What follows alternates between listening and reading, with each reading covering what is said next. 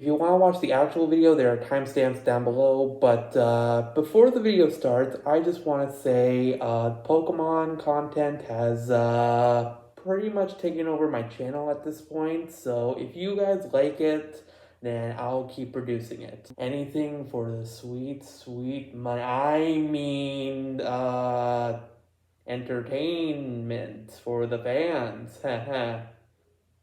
And judging from the views, you guys really like my Pokemon stuff, especially my theory video. And if you somehow haven't seen my theory video, then here's a few clips. Before this video starts, I have to be every basic YouTuber real quick. According to my analytics, 90% of my viewers are not subscribed, so let's change that by the end of the year. In the Violet book, the imagined Pokemon is a three-way fusion between Obalion, Terrakion, and Verizon Wireless. We go to research station number 4 within the Great Crater. You can find this book that's just laying open. I need more people, more time. That man walked out not long after the boy was born. I need another set of hands, but could they be trusted? And how long would it take them to even understand? If only there were 2 of me. This is the wrong book. One eternity later. Okay, my mistake. The book you want to look for is in Research Station 1, not 4. So do I think Scarlet and Violet will get DLC? Without a shadow of a doubt. It is inevitable. Just like how YouTube will copyright claim me if I play the original clip. More dumb than Solgaleo and Lunala's typing. I mean, Solgaleo's supposed to be the physical representation of the sun. Why is he a steel type? Man, I am weird. What's that? Gerald, we're not rolling. If we're rolling, then the blue light would be on. Sir, you've been caught in 4K. Shut up, Gerald! Hey, what's going on, guys? It's City1 and welcome to something a little different. Now, if you guys think I was crazy before, you literally have not seen anything yet. In this video, we are petitioning for a 19th Pokemon typing. Yeah, obviously by me. Now, what is this new typing I have really high hopes for? Light. Yeah. The idea isn't specifically new. I mean, there are some, like, YouTubers who kind of had, like, the concept of a light typing. But today, I am making this video for the very, very, very, very, very, very, very, very, very, very, very, very,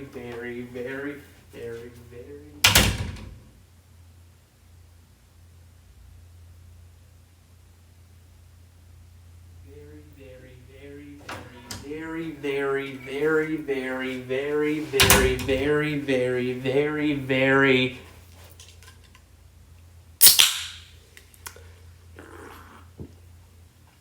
very low chance that someone at Game Freak will somehow get a glimpse of this video and might take some notes. But today, I have both the determination and zero social life whatsoever to go through what, in my mind, a light typing would work in Pokemon, and how it would be used professionally. Let's start off with light typing's advantages. In my mind, this light typing would hit ghost types for super effective damage, dark types for super effective damage, and poison types for super effective damage. Okay, the poison type doesn't really make sense, but I have some pretty good reasoning to back that one up. I mean, if you think about it, poison is kind of used with not good intentions. So technically speaking, it's kind of considered an evil typing, kind of. That way, it would kind of make sense for light to be super effective against poison. Light types disadvantages, or the typings that light types are weak to. Dark types. Now I know what you're thinking, didn't you say light types are super effective against dark types? Well, yes and yes. Basically, how this light and dark typing will work in my mind is essentially the same way how normal and ghost types work. Ghost and normal types, they're both immune to each other, therefore they're both cancel each other out. And for the dark typing and this theoretical light typing, it's basically the same thing, except both of them are super effective against each other. So therefore they both cancel each other out, and if you ask me, that kind of sounds very poetic. And that's it. Yeah, it's kind of overpowered, but trust me, I have a way to counteract this OP nature. Typings that resist light type moves. Fairy types, steel types, and other light types. Fairy types because it's kind of like the poison typing reasoning, but in reverse. Where like poison is technically an evil typing, fairy is kind of like a good typing, so it would make sense that light typings are not very effective against fairy types. Steel typing, I mean, steel types are just tanks as is, so, you know, that's not really anything that different. And other light types, yeah, we're not treating it like another dragon type or another ghost type. It's not super effective against each other. It's just like other typings, it just doesn't, it just hits for not effective damage, or 1/4 damage if you want to get technical, Wolfie. Oh, and another thing, fire types are immune to light type moves. Yeah, I had to balance this typing out somehow, and making fire types immune to light type moves just made sense in my mind. And because like light type moves are essentially burning their opponent with light. Like, how can you burn a fire type? That just doesn't make sense. And on top of that, giving fire types an immunity really helps out the fire types as well. It makes a already fan favorite typing even better. And that goes into my next point. The typings that light type resists. It's just itself and fairy types. Yeah, fairy type moves and other light type moves are the only Pokemon typings that light types resist, so yeah, everything else just hits for effective damage. Again, I had to balance this typing out somehow. I mean, all things considered, this light typing sounds like it's basically a slightly better ice typing. And that's really okay, considering I wanted a typing that was OP but not too overpowered. And if you look through the video, you will see that the video isn't over yet, and that is because unlike other Pokemon YouTubers where they create a type and like give some typing moves to that specific typing, I am instead making ideas / concepts for light type moves. Yeah, he put a lot of effort into this. My first idea for a light type move is Light Beam. You're going to have to bear with me on the setting, mainly because I couldn't find the right shade of gray for the PowerPoints, and I kept Google searching, but for some unexplainable reason, I could not find the special category logo for Pokemon Sword and Shield. So again, you're just going to have to bear with me on this setup. The user releases a Divine Aura. This also inflicts burn. This is a special attack move with 85 power and 100% accuracy. My next light type move, Divine Punch. The user creates a Divine Aura around its fist. This may also make the target flinch. And if its name didn't give it away, it's basically just another punch move, but for light types. So it's a physical move with 75 base power and 100% accuracy, with 15 power points as well. Next one may or may not need a name change, but the next one is Divine Justice. Now this move only has 5 power points, but that's mainly because this move is essentially a slightly better version of Guillotine. The Pokemon move Guillotine, not the other one. A devastating move that few can withstand. All Pokemon except the user faints instantly if this attack hits. Yeah, it's kind of overpowered. And you heard that right, folks. This move faints every single Pokemon except the user. That's pretty freaking good. Like I said, it's a slightly better Guillotine.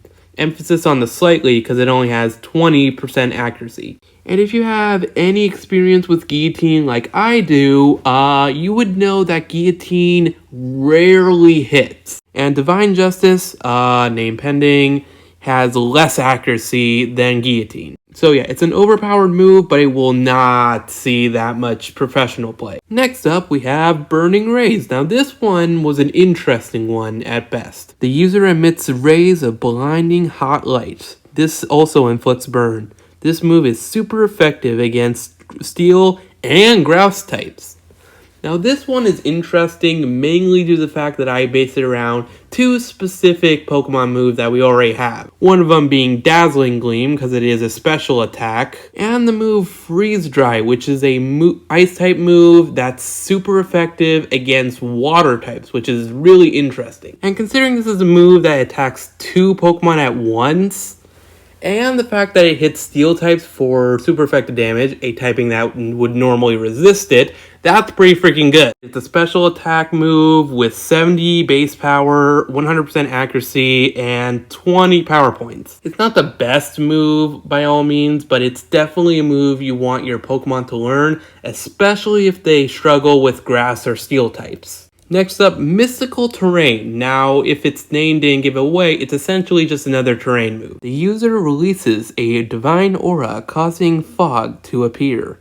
This mystical fog lowers the accuracy of all Pokemon except light and fire types for 5 turns. Yeah, again, it's pretty overpowered. Next up, we have Blinding Surge. Now, this move, it's a status move that's essentially a flash grenade. The user emits a blinding flash of light while seemingly powering up.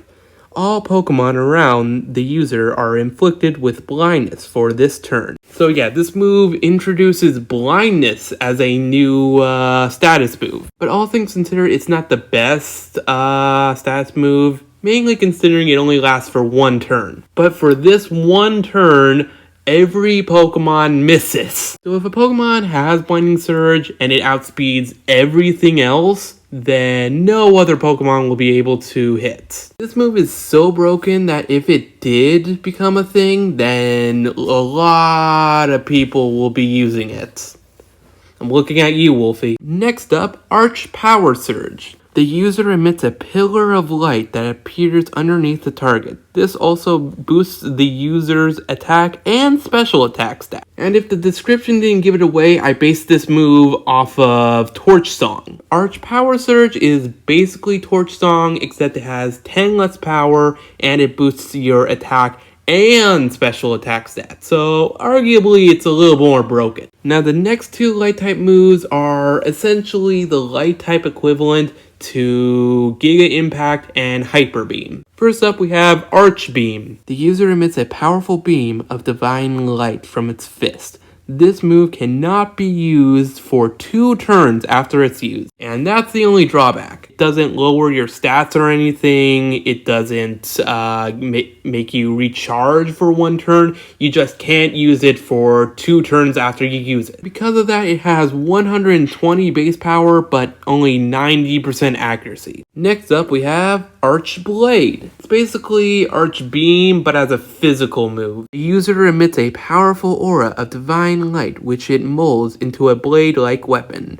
This move cannot be used for 2 turns after it's used. Once again, 120 base power with 90% accuracy and only 5 power points. And that's about it. If you like this concept, make sure to like the video, subscribe, all that basic crap. It might not be the best typing, but I definitely have determination for this typing to be the 19th Pokemon typing. I have more determination in this concept than my rematch for Alpharad. Mark my words, Alpharad, I will get that rematch if it's the last thing I do.